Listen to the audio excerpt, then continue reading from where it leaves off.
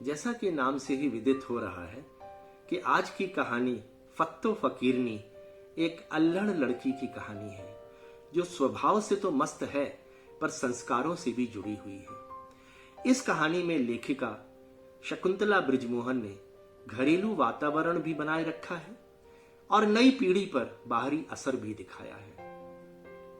सुबह सुबह पूजा में मग्न दादी का ध्यान खिलखिलाती पोती डॉली की हंसी से भंग हो गया। पूजा में व्यवधान पड़ने से उनकी आंखें स्वतः ही खुल गईं। सामने कुछ दूरी पर खड़ी डॉली की वेशभूषा देखकर वे चिहुक उठी। डॉली ने घिसा पीटा जीन्स पहना था। उसके ऊपर जोगिया रंग का इतना ढीला कुर्ता था कि उसमें 2 डॉली आसानी से आ सकती थी। रूखे सूखे कटे छटे बालों में बेतरतीबी से एक रुमाल बंधा था।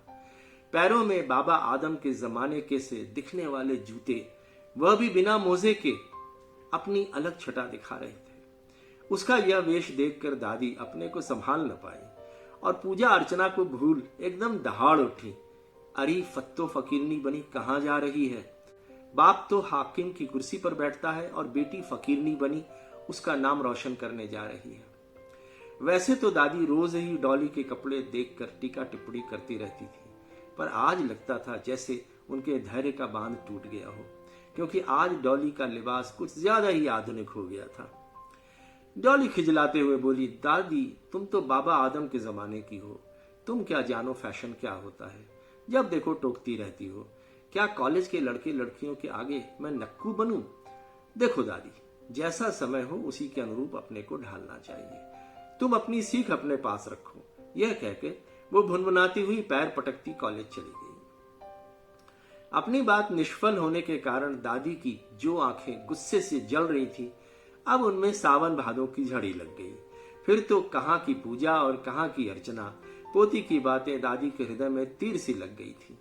वृद्धावस्था में अपना अपमान, वह भी इस तनिक सी छोकरी द्वारा, उन्हें बर्दाश्त नहीं हो रहा था। घर में अब तक दादी की ही तूती बोलती थी। दादी का व्यक्तित्व अत्यंत प्रभावशाली था। वे इस उम्र में भी अपना सानी नहीं रखती थी। गोरा लालिमा लिए रंग, तीखे नैन नक्श और स्वस्थ शरीर कहता था कि अपनी उम्र में वे कम सुंदर नहीं रही होंगी। उनके बाल अभी भी काले थे। उनकी चमकती बत्तीसी देखकर उनकी उम्र का पता भी नहीं चलता था। उनका जीवन अत्यंत नियमित था। अपने स्वास्थ्य के प्रति वे हमेशा सजग रहती थी। उनके रौबदार व्यक्तित्व को देखकर सभी उनके सामने कांपते थे। पर ऊपर से कठोर लगने वाली दादी हृदय से अत्यंत दयालु तथा निश्चल स्वभाव की थी। उनका बेटा आलोक जज था। वे इसे सतयुगी बेटा कहती थी। आलोक ने पत्नी को भी अपने साचे में बहुत कुछ ढाल लिया था, पर बेटी को अपने साचे में ढालना उसके बूते के बाहर था। बेटी समय के बहाव के संग बहती जा रही थी। इस घर में 3 पीढ़ियों का निवास था। पहली और दूसरी पीढ़ी ने तो अपने को एक दूसरे को अनुरूप ढाल लिया था, पर अगर पहली पीढ़ी चाहे कि वो तीसरी पीढ़ी को भी अपने सांचे में ढाल लेगी तो ये उसकी भूल थी। बेटा आलोक सिसकती मां से बोला, मां क्यों अपना खून जलाती हो? तुम्हारी पोती तो मुझे भी पुराणपंथी कहती है। जिस बाढ़ में आज के लड़के लड़कियां बह रहे हैं उन्हें रोकना सहज नहीं है।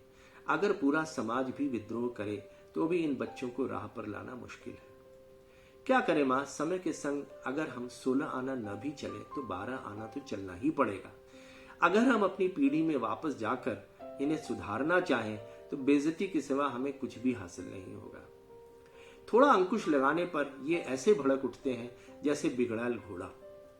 अब तो चुप रहने के सिवा और कोई चारा नहीं है। चलने दो उन्हें अपनी राह पर। जब ठोकर लगेगी तभी इन्हें बुद्धि आएगी। पर कभी कभी यह भी सोचता हूं कि हम तो ठोकर खाकर खड़े होने की हिम्मत रखते हैं, पर ये वो हिम्मत न जुटा पाए और अपने को नशे में झोंक कर अपने गमों से छुटकारा पाने का, उन्हें भुलाने का यह मार्ग कहीं उन्होंने चुन लिया तो इस भारत की प्राचीन सभ्यता पर कालिक पुत जाएगी।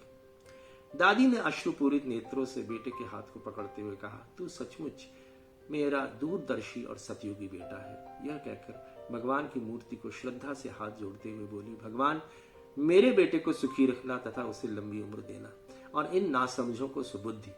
यह कहकर दादी फिर अपनी पूजा में रम गई। सुबह स्नान करने के बाद आलोक ने अपने अलमारी में एक भी बुशर्ट कमीज नहीं पाई तो वो बौखलाकर पत्नी रीता से बोला, कितने दिन से धोबी नहीं आया है, जरा ध्यान रखा करो। नौकर को भेजकर धोबी से पहले कमीज तो मंगवाओ, क्या पहनकर कोर्ट जाऊं। आश्चर्य से निहारती रीता बोली, अरे कल ही तो धोबी तुम्हारी कमीजें और बुशर्ट लाया था, कहां चली गई। यह कहकर वह अलमारी के कपड़े उलटने पलटने लगी। दूर बैठी दादी ने जब ये नजारा देखा तो कुड़कर बोली, अरे जाकर फत्तो फकीरनी की अलमारी देख, वही बाप के कपड़े पहनकर कॉलेज जाती है। सलवार कमीज तथा साड़ी पहने तो मैंने उसे कभी देखा ही नहीं।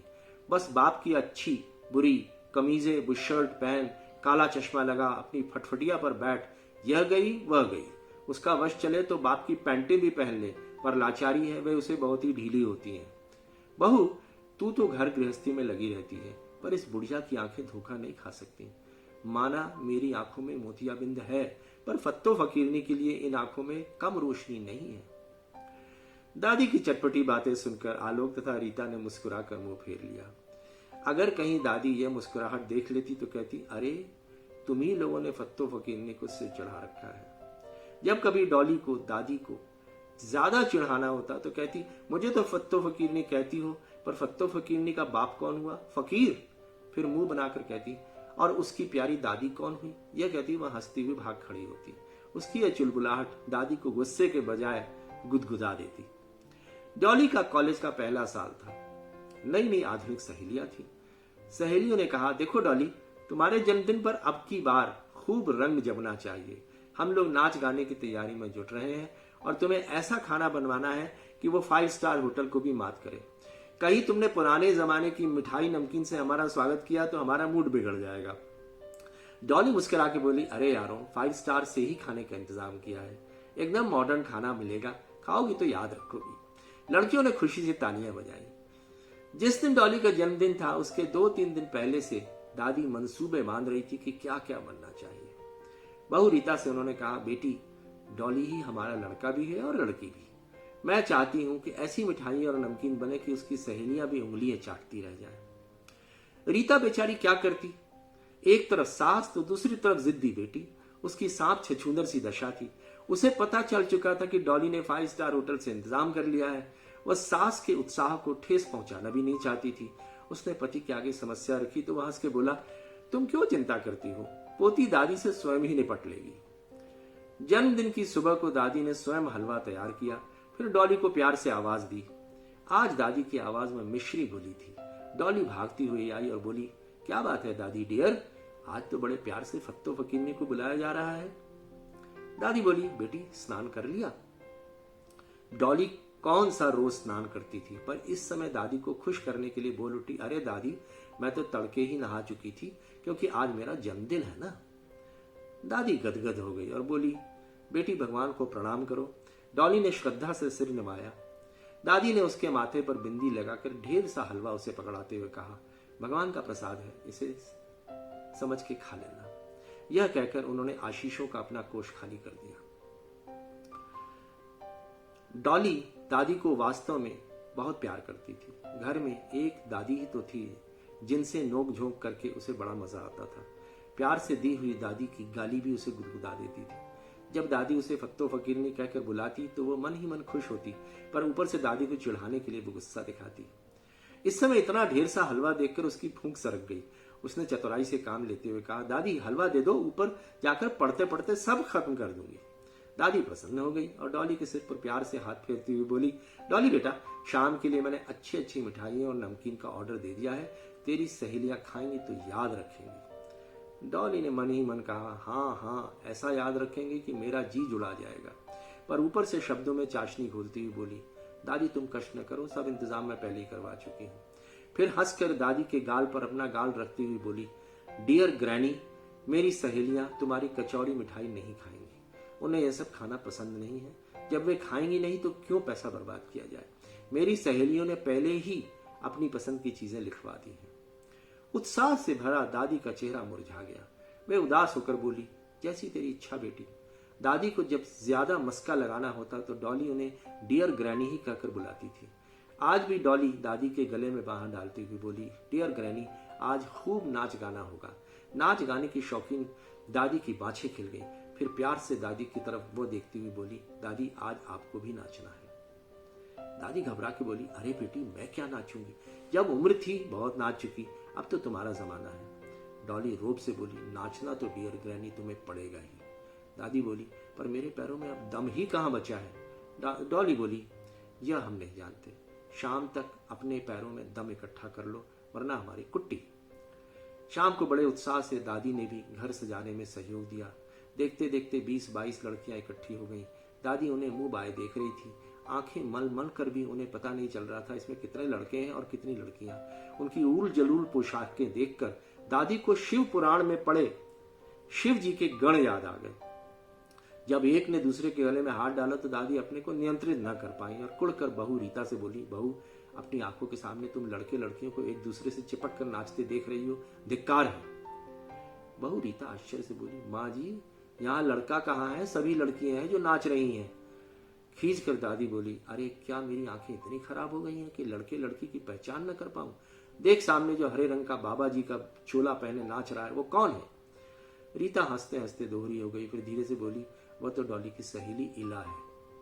दादी बोली, पर बेटी आगे पीछे से तो ये लड़का ही लग रहा है, वैसे ही लड़के से कटे बाल और वैसी ही पोशाक, अब कहां से पहचानूं। धीरे धीरे पश्चिमी धुन बजने लगी, फिर तो वह इतनी तेज हो गई कि दादी के कान के पर्दे फटने लगे।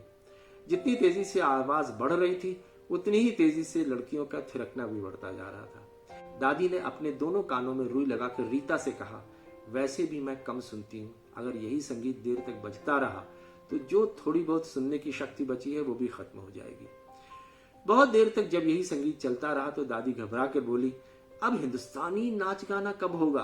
बहू बोली, आपके समय का नाच गाना क्या आजकल के बच्चे पसंद करेंगे।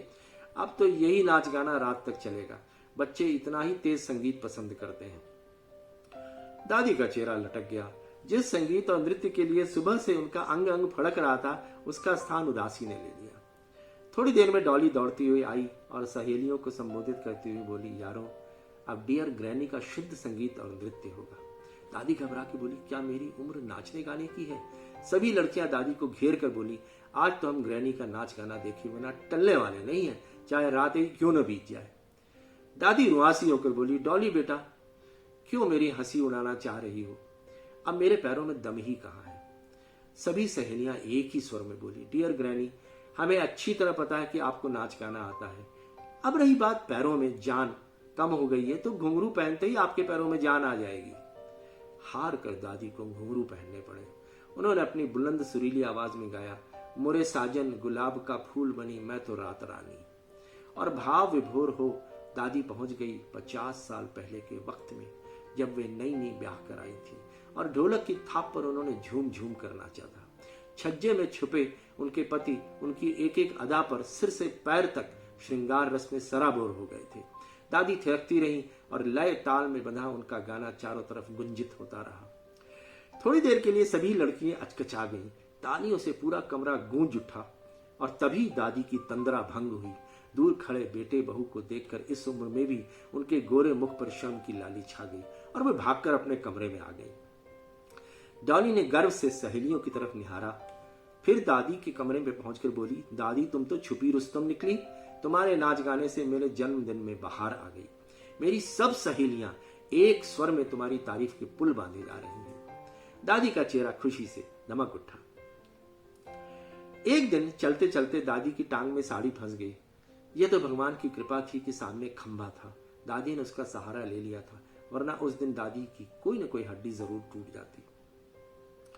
डॉली को जब पता चला तो वो दादी को मीठी फटकार देती हुई बोली, दादी कितनी बार आपसे कह चुकी हूं कि अपनी ये झावड़ झोड़ पोशाक साड़ी को छोड़कर सलवार कमीज पहना करो, पर तुम हो कि तुम अपनी जिद पर अड़ी हुई हो।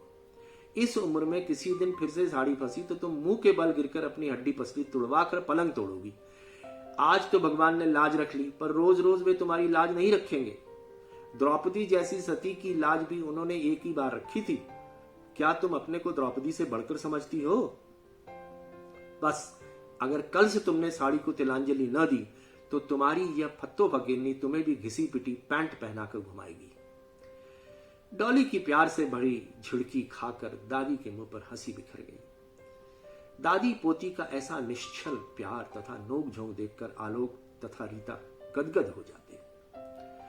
दूरदर्शन पर जब पॉप संगीत होता तो डॉली की बाँछें खिल जाती और वो आवाज को तेज करके थिरकने लगती।